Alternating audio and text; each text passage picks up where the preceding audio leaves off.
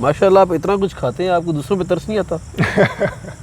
देसी घी भी आप खा रहे हैं, देसी मुर्गा भी आप खा रहे हैं, 3-4 लीटर दूध भी आप पी रहे हैं, बादाम भी आप खा रहे हैं, सरदाई भी आप पी रहे हैं, तो कभी तरस नहीं आया कि यार ये बाकियों को भी मैं दे दूँ? हेलो अस्सलाम वालेकुम जी, आइनु खैर अगले कई फ़हालू का हबीबी मैं फ्रेंड छहाला जिथे पैर उथी खैर। मैं हूँ आपका होस्ट, आपका दोस्त अली असलम। आप देख रहे हैं फ्रेम इन टीवी। व्यूअर्स, आज आप सोचते होंगे कि मैं एक ऐसी जगह पे खड़ा हूँ, मैं ऐसी जगह पे खड़ा हूँ जिसकी पहचान पूरी दुनिया में मानी जाती है। हमारे जो पंजाबी विरसा है, सकाफत है, वो इसी अखाड़े मिट्टी के साथ जुड़ी हुई है। अगर मैं आपको थोड़ा सा बैकग्राउंड बताता चलूँ तो इनको वालिद ग्रामी और उनके जो वालिद ग्रामी थे, यानी कि इनके जो दादा अबू थे, वो 1954 में पाकिस्तान के लिए पहला रेसलिंग का मेडल जीत कर लाए थे। उससे पहले कभी पाकिस्तान में कोई मेडल नहीं आया था। इनके जो दादा अबू थे वो सबसे पहले मेडल लेकर आए थे, और फिर जो इनके वालिद मोहतरम हैं वो भी चैम्पियन है पाकिस्तान के। अब ये माशाल्लाह 5 भाई हैं। कहते हैं कि पाँचों उंगलियां जो होती हैं बराबर नहीं होती, लेकिन कहा जाता है कि ये बराबर होती भी हैं, क्योंकि ये पाँचों भाई जो हैं बड़ी मेहनत के साथ पाकिस्तान को प्रेजेंट करें, पाकिस्तान का नाम रोशन करें। अगर आप मेरे राइट हैंड पे देखेंगे तो एक भाई जो है वो सरदाई बना रहे हैं, दूसरे भाई जो हैं वो स्वागा फेर रहे हैं। ये पांचों भाई मिलकर एक दूसरे की मदद करते हैं, एक दूसरे को हेल्प आउट करते हैं। इनमें जो सबसे बड़े भाई हैं उनके पास भी टाइटल है, जो सबसे छोटे भाई हैं उनके पास भी टाइटल है। मैं आपको अगर थोड़ा शॉर्ट लफ्ज़ों में इनका इंट्रोडक्शन करवाऊं तो यासिर पहलवान इंडो पाक चैम्पियन, नेशनल चैम्पियन, उसके बाद national games gold medallist Indo Pak wrestling, mud wrestling. उसके बाद बिलाल अवान पहलवान है, हाफिज़ इसरार शेर लाहौर का उनको जो नाम है वो दिया गया है। रुस्तम हिंद को उन्होंने, जो कि इंडिया जम्मू कश्मीर के रुस्तम हिंद कहलाते थे, उनको जाके ये जम्मू कश्मीर में गिरा कर आए। हाफिज़ इसरार साहब। सजाद अवान पहलवान नेशनल चैम्पियन है। तैयब रज़ा पहलवान जिनके पास बेशुमार टाइटल्स हैं। अगर मैं आपको उनके कुछ चंद टाइटल्स बताता हूं तो उसमें कॉमनवेल्थ गेम्स ऑस्ट्रेलिया 2018 जिसमें इन्होंने ब्रॉन्ज मेडल लिया। उसके बाद इंडो पाक चैम्पियन दुबई में, वह 2017 में उसमें ये गए, वहाँ पे भी पाकिस्तान को इन्होंने प्रेजेंट किया। उसके बाद कॉमनवेल्थ गेम्स साउथ अफ्रीका 2017 में गए। उसके बाद वर्ल्ड यूनिवर्सिटी गेम्स जो कि साइप्रस टर्की में हुई, वहाँ पे पाकिस्तान को प्रेजेंट किया, नेशनल गेम्स में चैम्पियन रहे। और जो सबसे बड़ा एक सबसे बड़ा गेम का एक बड़ा त्यौहार होता है जिसको कहते हैं एशियन गेम्स, उसमें इन्होंने 5वीं पोजीशन हासिल की। और इंडोनेशिया जकार्ता में भी 2018 में इन्होंने पाकिस्तान को प्रेजेंट किया। ये बड़ा मुश्किल काम होता है कि एक इंसान इतनी मेहनत करके तगदो करके और फिर पाकिस्तान को पूरी दुनिया में प्रेजेंट करे। मेरे ख्याल में आइए उसी शख्सियत से बात करते हैं जिसने पाकिस्तान को इतना ज़्यादा प्रेजेंट किया और पाकिस्तान का नाम जो है तकरीबन पिछले 10 साल से वो रोशन करते आ रहे हैं, और 20 से 25 कंट्रीज़ का उनका टूर भी हो चुका है सिर्फ और सिर्फ कुश्ती में। सब भाइयों से तो बात कर नहीं पाएंगे, मेरे ख्याल में सबसे छोटे से करनी चाहिए, क्योंकि कहा जाता है कि जो सबसे छोटा होता है वो ख़तरनाक होता है। आइए जी व्यूअर्स, तो हमारे साथ तशरीफ़ रखते हैं जनाब तैयब अवान पहलवान साहब। अस्सलाम वालेकुम। वालेकुम सलाम। तैयब भाई कैसे हैं आप? शुक्र है, आप ठीक? सर फर्स्ट ऑफ़ ऑल तो आपका शुक्रिया कि आपने हमें और हमारे चैनल को टाइम दिया जी।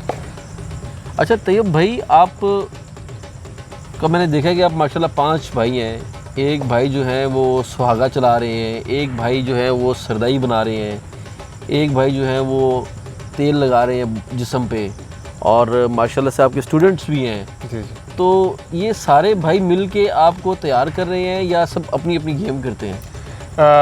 फ़र्स्ट ऑफ ऑल तो ये है कि वो खुद पहलवानी माशाल्लाह काफ़ी अच्छे लेवल पर करते रहे हैं, तो कर भी रहे हैं।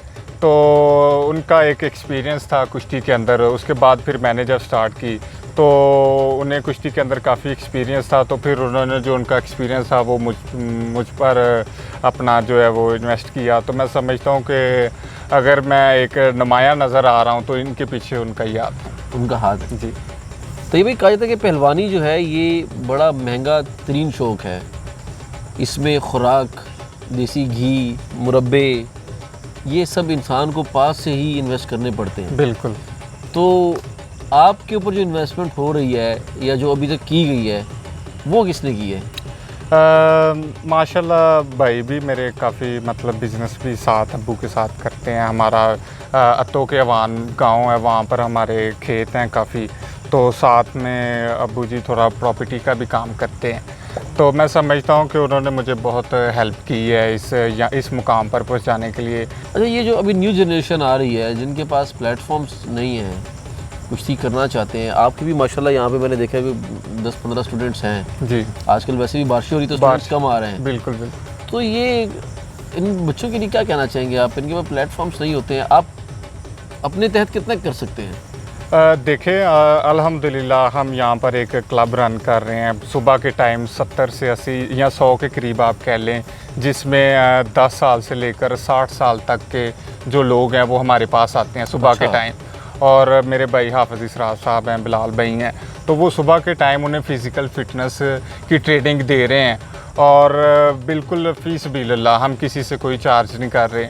तो मैं समझता हूँ कि हम सदका जारिया कर रहे हैं लोगों को एक। तो हमारे पास कुछ ऐसे लड़के भी आते हैं जो रेसलिंग भी करते हैं और कुछ ऐसे भी आते हैं जो जस्ट फिज़िकल फ़िटनेस के लिए आते हैं। तो मैं समझता हूँ कि उनके वालिदैन को चाहिए कि बच्चों को हेल्थी एक्टिविटीज़ करवाएं। अच्छा तो ये भाई, ये जब आप अखाड़े में उतरते हैं, देसी अखाड़ा जो होता है, बिल्कुल मड रेसलिंग जिसको कहा जाता है, इसमें एक पहलवान दूसरे पहलवान के जिस्म पर मट्टी लगाता है। बिल्कुल। ये क्या वजह होती है? मट्टी को अगर हम रूहानी तौर पर देखें तो इंसान इसी मट्टी से बना है, ठीक है। और दूसरा अगर हम अपने तौर पर देखें तो मट्टी जब पसीना आता है तो वो थोड़ी फिसलन हो जाती है, तो वो मट्टी उठाकर लगाते हैं, उससे फिर पकड़ वगैरह जो मुखालिफ रेसलर है उसके लिए पकड़ना आसान हो जाता है। आसान होता है जी बिल्कुल। अच्छा, जब आप ख़ास तौर पे हमारे जो हरीफ हैं उनके साथ जब खेलने का मौका मिलता है और वो जब बंदा अखाड़े में सामने आता है, तो क्या फीलिंग्स होती हैं आपकी? वो प्रेशर तो हर एक को होता है, लेकिन जब इंसान के कुश्ती जब होती है, जब हाथ में हाथ डलते हैं, तो फिर इंसान शेरों की तरह जब उसे पकड़ता है तो फिर उसकी क्या ही बात होती है। क्या ही बात होती है। तो ये भाई, आपने पाकिस्तान को कमोबेश 20 ममालिक में प्रेजेंट किया, मुख्तलिफ टाइटल भी अपने नाम किए, पाकिस्तान के लिए लेकर आया आप। 6 फुट से ज़्यादा कद का लड़का, चौड़ी छाती, और वो जब हाथ में गोल्ड मेडल पकड़ता है दायरे गैर में, तो लड़कियां भी बहुत सी शादी की ऑफ़र करती होंगी आपको, तो ऐसा भी हुआ? जी बिल्कुल, ऐसा पाकिस्तान में भी हुआ है, पाकिस्तान से बाहर भी बहुत ज़्यादा ऑफ़र हुई हैं। तो मैं समझता हूँ कि अगर हम उन कामों में पड़ जाएंगे तो फिर ये काम नहीं होना। तो ये भाई, ऐसा कौन सा मौका होता है अखाड़े के अंदर जब प्लेयर ये समझता है कि यार मुझे लग रहा है कि ये गेम में हार जाऊँगा? कोई ऐसी कोई ख़ास फीलिंग्स होती हैं, नज़र आती हैं कुछ? अल्हम्दुलिल्लाह हम यहाँ पे तो ट्रेनिंग अपनी कर रहे हैं, लेकिन हमें नहीं पता कि हम किस मेयार तक पहुँच गए हैं। लेकिन जब हमारा उनके साथ आमना सामना होता है तो फिर पता चलता है हाँ भाई हम भी मेहनत करके हैं। तो मैं समझता हूँ कि मुझे तो अल्हम्दुलिल्लाह कभी नहीं ऐसा लगा कि ये रेसलर मुझ पर हैवी है। तो वो मैं समझता हूँ कि अगर इंसान जीदार होके खुद 18 और अगला 20 भी होना तो वो 20 को पकड़ सकता है। तो ये चीज़ बड़ी काउंट होती है। मैंने देखा है कि आप खुद भी कई के साथ अखाड़ा खोदते हैं। बिल्कुल। फिर आप रस्सा भी चढ़ते हैं, तो ये कोई ख़ास एक्टिविटीज़ है इसकी? बिल्कुल, ये अखाड़ा खोदना ये हमारा रवायती खेल है, तकरीबन 5000 साल पुराना खेल है। तो जितने भी बड़े रेसलर हैं, गामा पहलवान जी देख लें, बख्श पहलवान जी देखें, मन्नी रैनी वाला पहलवान देख लें, गोगा पहलवान गुजरालिया देख लें, बशीर भोला बाला पहलवान जी, ये जितने भी बड़े बड़े रेसलर हैं ये पहले अखाड़ा खोदते थे। क्योंकि अखाड़ा खोदने से एक तो कमर में पावर आती है, ठीक है, बाजू में पावर आती है, बल्कि आप ये कह लें पूरे जिस्म में पावर आती है अखाड़ा खोदने से। फिर उसके बाद सुहागा होता है, उसे खींचना होता है, और ये रस्सा चढ़ना होता है। तो मैं समझता हूँ कि ये इंसान के मतलब एक रेसलर के लिए फ़िज़िकल फ़िटनेस का एक आप कह लें थर्मामीटर होता है। तो भाई, ज़िंदगी में कभी ऐसा हुआ कि जिस दिन आप बहुत ज़्यादा परेशान हुए हो? नहीं, अल्हम्दुलिल्लाह अल्लाह का शुक्र है कि कभी कोई ऐसा दिन नहीं आया। वैसे ज़िंदगी में उतार चढ़ाव तो चलता रहता है। और ज़्यादा खुश किस दिन हुए थे आप? ज़्यादा खुश तो अल्हम्दुलिल्लाह मैं समझता हूँ कि जब आप इंटरनेशनली लेवल पर जाकर पाकिस्तान की नुमाइंदगी करते हैं और आप मेडल लेने के लिए स्टेज पर जाते हैं, तो आप जब मेडल ले रहे हैं और साथ आपका जो झंडा वो बुलंद हो रहा है, तो मैं समझता हूँ जब वो तराना बज रहा होता है साथ, तो मैं समझता हूँ कि वो एक खुशी की एक और ही लहर होती है, उसका और ही मज़ा होता है।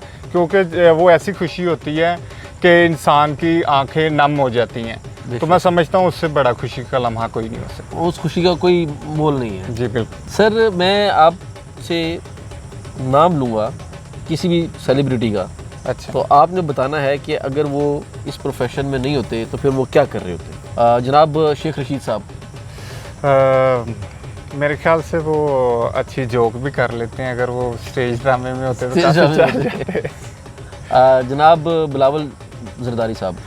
बिलावल साहब जैसे मौसम का हाल बताते, महकमा मौसमियात में होते तो क्या ही बात होती। जरदारी साहब। जरदारी साहब को मैं सियासत का डॉन समझता हूँ। अगर वो सियासत ना कर रहे होते तो पाकिस्तान के डॉन तो लाजमी है। डॉन लाजमी होते। नवाज शरीफ साहब। नवाज शरीफ साहब एक आम इंसान की तरह घर में ज़िंदगी ही बसर कर रहे होते हैं। आम इंसान की तरह ना? आजकल तो बादशाहों की तरह गुजारते हैं वो। क्या ख्याल है शहबाज शरीफ साहब? शहबाज शरीफ साहब भी एक अच्छे एक्टर हैं, वो अच्छा। एक्टिंग में होते तो अच्छा परफॉर्म होता है। करते हैं। जनाब इमरान खान साहब।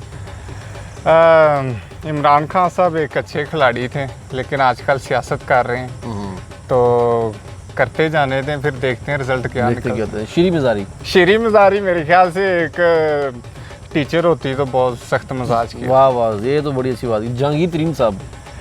जहांगीर तरीन साहब माशाल्लाह हाइट भी अच्छी है, अगर क्रिकेट में होते शायद क्रिकेट में तो ज़्यादा अच्छा होता। क्या कहना चाहेंगे आप जनाब आतिफ असलम के बारे में? आतिफ असलम साहब माशाल्लाह उन्होंने कुछ कलाम पढ़े हैं, तो यकीनन वो सुन के दिल बड़ा खुश होता है। तो मैं समझता हूँ कि वो बने ही सिंगिंग के लिए। सिंगिंग के लिए बने। राहत फ़तेह अली साहब। राहत फ़तेह अली खान साहब का भी ताल्लुक़ जो है वो कुश्ती से रहा है, और मैं समझता हूँ कि अगर वो गायक ही अच्छे हैं, मेरे ख्याल गायक अच्छे जी। मेहदी हसन साहब जो हैं वो खुद 2000 दूरा लगाते रहे हैं, डांड और बैठक को मिक्स करके स्टेमिना बनाने के लिए। अच्छा। क्योंकि वो राग बड़े लंबे लंबे लगाते थे, तो वो स्टेमिना अपना बनाने के लिए, सांस को पक्का करने के लिए पहलवानी करते रहे। सर इफ्तिखार ठाकर साहब। अगर कॉमेडी ना कर रहे होते तो मेरे ख्याल से कहीं पत्थर ही तोड़ रहे होते हैं, थोड़ी पत्थर तोड़ रहे होते।